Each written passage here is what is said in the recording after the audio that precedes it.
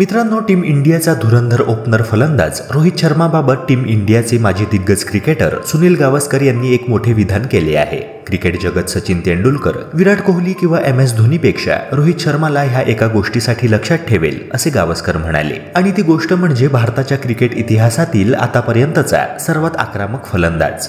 रोहित शर्माच्या batting skills आणि approach बाबत सुनील गावस्कर म्हणाले की मॉडर्न डे क्रिकेट पर्यंतच नव्हे, जर आजवरच्या फलंदाजीबाबतही आपण उत्कृष्ट आणि अग्रेसिव्ह बॅट्समन बाबत बोललो तर त्यात रोहित शर्माचे नाव सर्वात वर येईल। त्याची बॅटिंग पाहताना जी एक्साइटमेंट वाटत असते, जो आनंद मनाला होत असतो, तो शब्दांत व्यक्त करणे कठीण आहे। काही वर्षांपूर्वी वीरेंद्र सेहवागची बॅटिंग बघताना देखील असाच आनंद आणि एक्साइटमेंट वाटायची।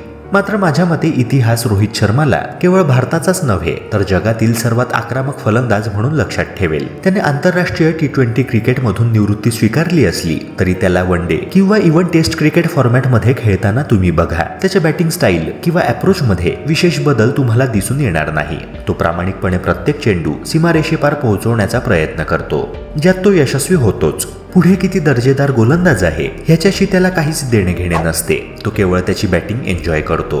रोहित शर्माचे विक्रम रोहित शर्माशिवाय अजून कोणी मोडूच शकणार नाही, हेही तितकेच खरे। मित्रांनो, सुनील गावस्कर यांच्या ह्या वक्तव्यावर तुमचे काय मत आहे? कमेंट सेक्शनद्वारे नक्की कळवा।